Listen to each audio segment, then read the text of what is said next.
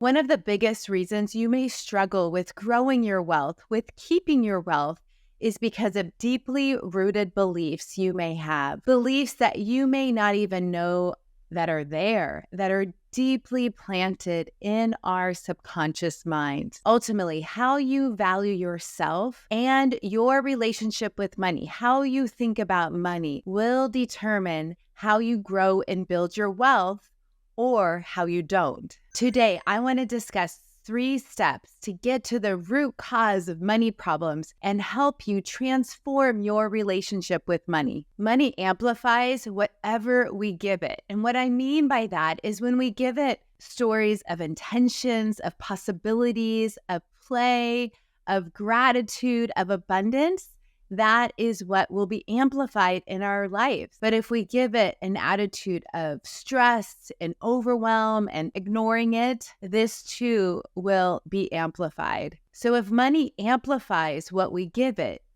this can be very problematic when we give it stories of lack and scarcity, and it's never enough, and I'm not good enough, and I'm not smart enough to deal with my money. Money wants to help you. Money wants to amplify whatever you're giving it, which is great when you give it stories of possibility and good intentions and resourcefulness, but it can be problematic when we don't realize we are being negative with our money. I would love for you to ask yourself this question. Has there ever been a time in your life when you have said, I'm just not good with money. Money is too overwhelming for me to deal with. I'm just not smart enough to deal with my money. I don't even know how to be responsible with my money. I'm just too busy. I'll deal with it another day in the future. These are all things that we say to our money. And these are all limiting beliefs that we have to become aware of. People, a lot of times, accept these perspectives, these stories that they hold true about themselves as the truth. And it's really hard to get out from under these narratives when we keep repeating these stories to ourselves. So it is critical that we transform these beliefs. And that's what we're going to talk about today. Here's what I know to be true.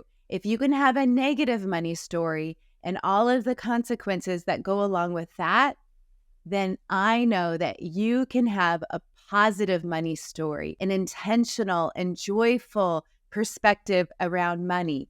And can you imagine what the ripple effect of that is?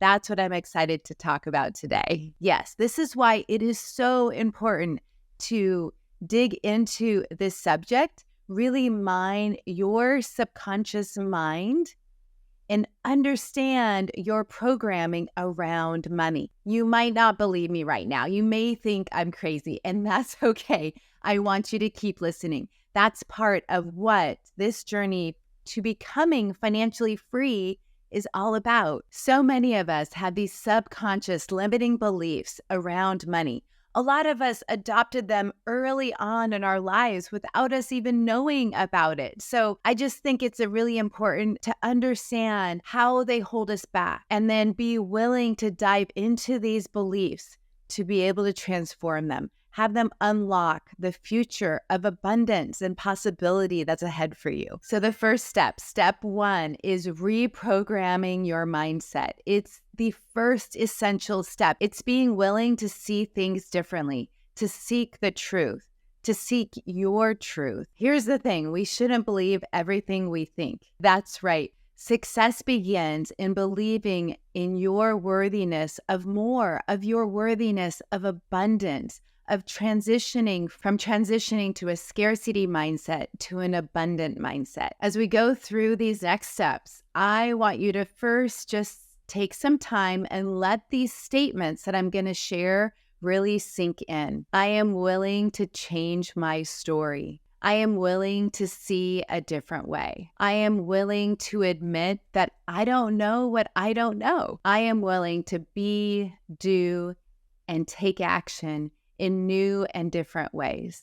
Okay, so as those positive affirmations, as those statements come in and you can feel that belief happening that, yes, I'm excited that there's a new way I can think about my thoughts, a new way to believe a new way to think about money for my good. Okay, so after you have let these affirmations or these statements of belief sink in and you feel them in your body, your willingness to change, your willingness to see things different, then you're ready for step 2, finding what your negative beliefs, your limiting thoughts are. So here's one of my favorite quotes. It's hard to read the label when you're inside the jar.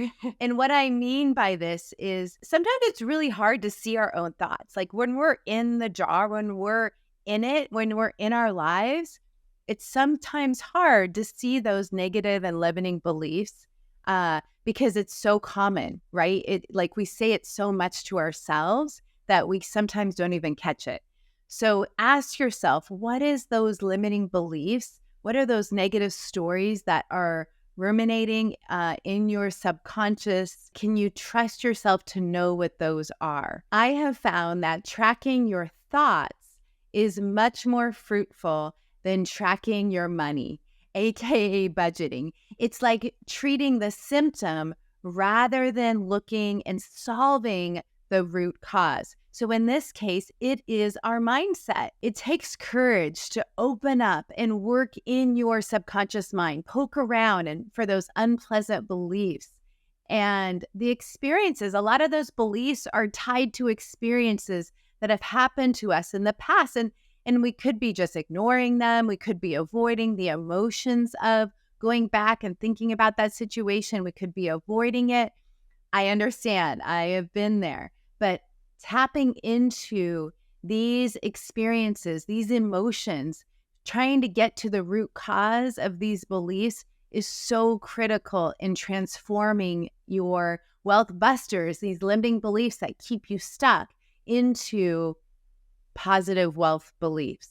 So allowing yourself to go back to feel the emotions that you might have suppressed or avoided at the time most likely to survive is a critical piece in this journey to move forward. It is through dismantling of these negative beliefs that you will become empowered with your money, that you will be able to think differently, to start making different actions with your money. It will become easier, I promise you. Now, I know that this may be uncomfortable and difficult to think back, but a question I often like to ask is, what was your earliest memory around money? Was it positive? Was it negative? Was it your parents telling you, we can't afford this?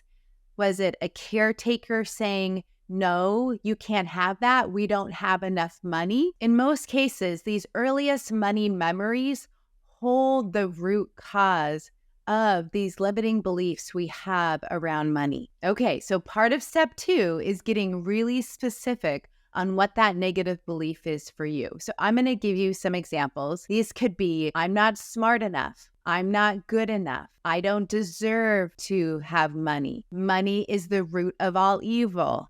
I don't know how to work with money. Money stresses me out. Money gives me anxiety. Really think about that limiting belief and how does that connect to an early memory around money. These beliefs really hold the keys to transforming your mindset around money. I know it's sometimes unpleasant to go back and think about situations like triggers, right? It could bring emotions on, but allow those things to come up. Don't push it down. Because when we can allow those emotions to flow, those experiences to flow, we actually allow it to release, right? It doesn't hold us captive anymore. It doesn't have to. Get angry, cry, do whatever needs to be done to let those emotions flow. Step 2 is like decluttering your closet. So for several years, I had 3 kids. I was building my business. There were a good 10 years where I probably never once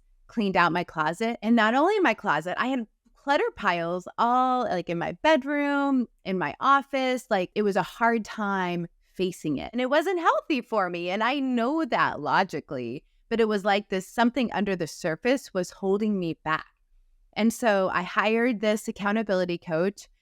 She gave me some exercises and I started decluttering. I started actually removing things from my closet. I was so excited. It was like this weight was lifted off of me as I got rid of these physical clothes, physical things, but it totally brought so much clarity and comfort. And it was like I was decluttering my mind. And so I think as we can declutter our minds of these thoughts, of these experiences, things that we haven't processed yet, that we don't even know could be the keys to the kingdom, right? Like the keys to our peace and our freedom. It's so important to dig into that subconscious and declutter it. My hope is that you really spend some time, thinking about limiting beliefs that hold you back, because they don't get to hold power over you anymore. All of your past is here to serve your future. Your past is here to help you learn and grow, and there's gifts in that past. So your past is here to help you have a better future. So step 3 is now bringing in new beliefs. I call them wealth beliefs, but how do you bring in new beliefs that replace those old limiting negative thoughts? So these new beliefs could be, I have all the money I need.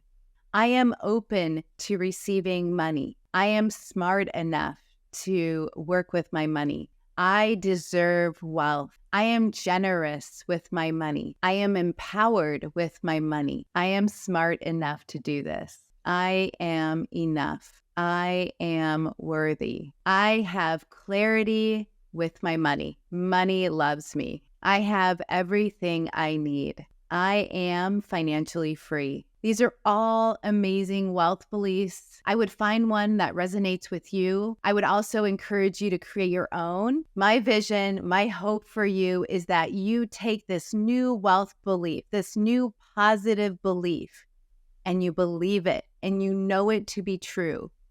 And anytime those old limiting beliefs sneak up and you catch yourself saying it, you really physically stop yourself. Stop, whatever you have to do to interrupt that pattern, and then say your new positive wealth belief.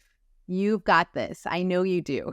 Remember, your thoughts are the driving force to your relationship and ultimately your results with money. It all starts in our mind.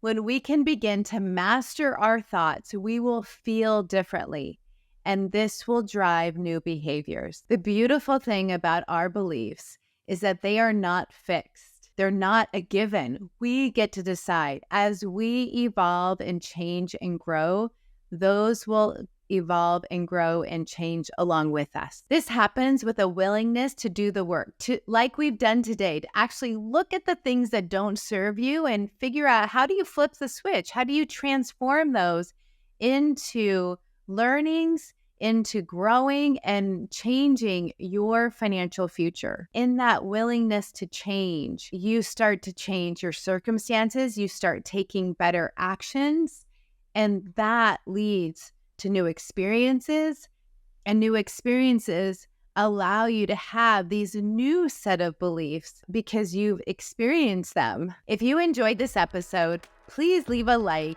share it out there to all your friends and loved ones, and make sure to subscribe to Financially Free. I will see you in the next episode.